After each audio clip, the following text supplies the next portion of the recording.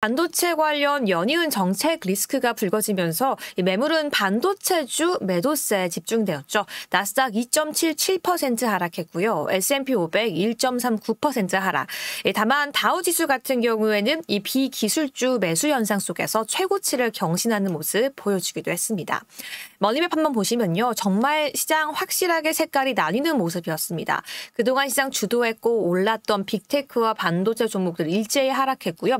그 외의 섹터들은 상승세를 보였는데요. 이건 섹터 맵을 봐도 똑같습니다. 미증시 섹터별 움직임 함께 살펴보시면요. 다른 섹터 외에 컨슈머 서비스, 테크놀로지 서비스 위주로 큰 폭으로 조정받는 모습이었는데요. M7의 종가도 함께 짚어보겠습니다. 트럼프와 업종별 변수가 겹치면서 변동성이 굉장히 커지고 있죠. 여기에 더해서 바이든 정부의 반도체 정책까지 부담은 가중되고 있는데요. 이런 정책적 변수는 이 시총 상위 종목 이슈에 더 크게 영향을 미치고 있습니다. 애플 2.53% 하락했고요. MS 1.33%, 엔비디아의 하락폭은 더 컸습니다. 6.62% 하락했고요. 알파벳, 아마존, 메타, 테슬라까지 하락했는데요. 특히나 이 트럼프가 틱톡에 대해서 옹호적인 발언을 하자 메타 같은 경우에는 6% 가까이 급락하는 모습 보여줬습니다. 그럼 주요 이슈들 하나씩 보도록 하겠습니다. 골드만삭스는요. 현재 이 하락 시점을 이용해서 저점 매수하는 전략은 아직은 조금 이르다라고 이야기했는데요. 반면 또 다른 의견도 있습니다. 뱅크 오브 아메리카 같은 경우에는 S&P 500이 정말로 6,150도 가능하다라고 끊임없이 주장하고 있는데요. 그 이유가 바로 현재처럼 조정 장세 속에서 상승 종목군이 다양해지고 있기 때문에 시장 자체가 조금 더 건강해질 것이다라는 근거가 있기 때문입니다. 그럼 주요 헤드라인 하나씩 점검해 보시죠. 연준의 베이지북이 공개가 되었고요. 여기에 더해 닉 티밀하우스는 이 9월 금리 인하로 돌아선 연준 위원들이 많다라고 이야기했습니다. 여기에 더해서 골드만삭스는 미국의 증시 조정은 이제 시작되었다라고 이야기했고요. 페드워치상 9월 금리 인하 가능성은 100%에서 98.1%로 소폭 내려갔습니다. 그럼 주요한 내용들 하나씩 더 보도록 하겠습니다. 미국 공화당 대통령 선거 후보죠. 도널드 트럼프 전 대통령이 중요한 발언을 했고 이게 오늘 시장에 가장 큰 영향을 미쳤습니다. 바로 미국이 대만을 중국으로부터 지켜주고 있는 만큼 대만도 이 대가를 치러야 한다라는 대만 때리기 발언을 했는데요. 트럼프 같은 경우는 대만이 정예 반도체 제조에서 지배적인 위치에 있는 것도 문제다라고 이야기하면서 우리 미국의 칩 산업의 근 100%를 가져갔다라고 이야기하면서 TSMC를 비롯한 이 반도체주의 투심을 악화시켰습니다. 이게 아닙니다.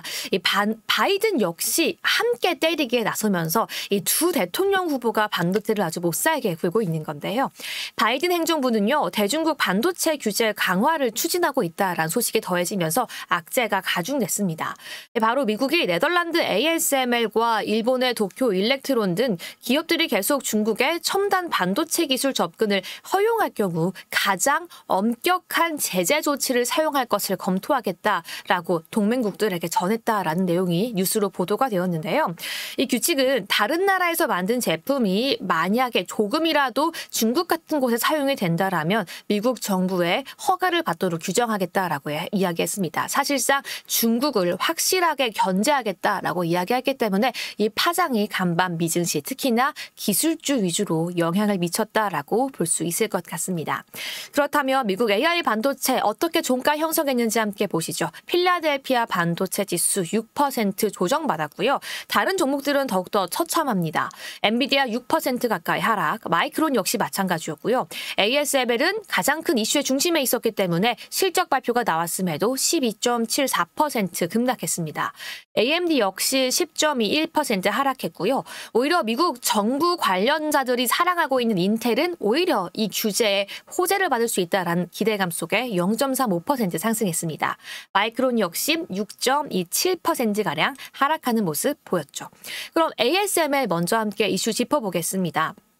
ASML은 장전에 발표한 예상을 상회한 실적에도 기대 매출이 예상보다 부진하자 급락을 했고요. 특히나 조금 전 말씀드린 것처럼 바이든 행정 부분이 이 ASML 기술이 중국으로 향하는 데에 대해서 강력한 조치를 하겠다라고 이야기하면서 투심이 크게 악화됐습니다. TSMC는 실적 발표를 앞두고 있는데요. 오히려 이런 이슈들이 실적 발표를 앞두고 있는 또 대만 때리기에 앞두고서 TSMC의 투심까지 함께 악화시켰다라고 볼 수 있을 것 같습니다.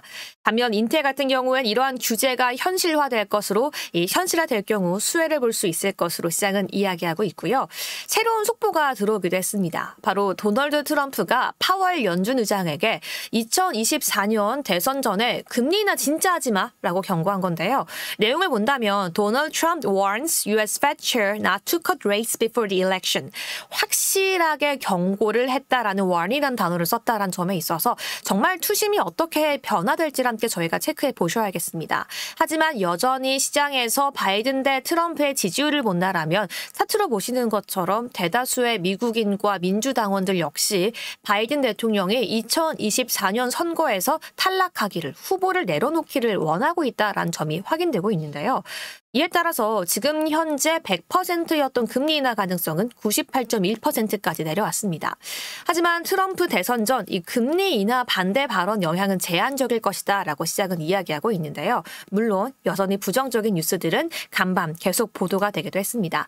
이에 따라서 금리는 크게 변하지 않은 모습이었는데요. 왜냐하면 연준 인사들이 인하를 언급하면서 금리의 하락을 촉진시켰기 때문입니다. 실질적인 페드의 2인자죠. 존 윌리엄스는 기준금리 인하 시기가 점점 가까워지고 있다라는 비둘기파적인 발언을 이어갔고요. 여기에 더해서 대표적인 매파로 대변되는 월러 이사 역시 비둘기적인 발언을 하면서 이거 정말 금리 인하 할 수밖에 없겠다라는 내용을 시사하기도 했었죠. 인기 급상승 종목 인급종도 오늘 점검해 보겠습니다.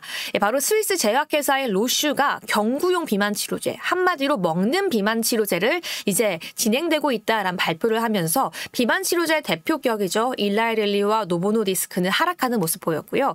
역시나 새로 개발하고 있다라고 밝힌 화이자와 함께 로슈 같은 경우에는 급등하는 모습 보여주기도 했습니다. 두 번째 임급정도 보시죠. 빅테크들만큼 뛸 수 있는 종목들 지금에서는 우리가 찾아봐야 하지 않을까 싶은데요.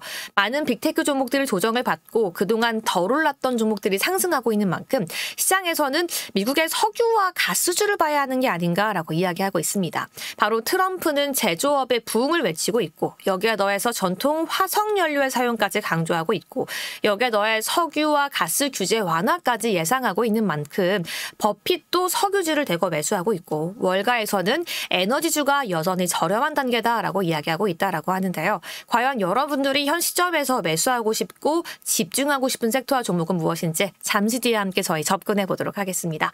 여기까지 오늘의 마켓 모닝콜 함께 이야기해봤고요. 오늘의 정확한 투자 전략 지금 바로 함께 이야기해보러 떠나보겠습니다.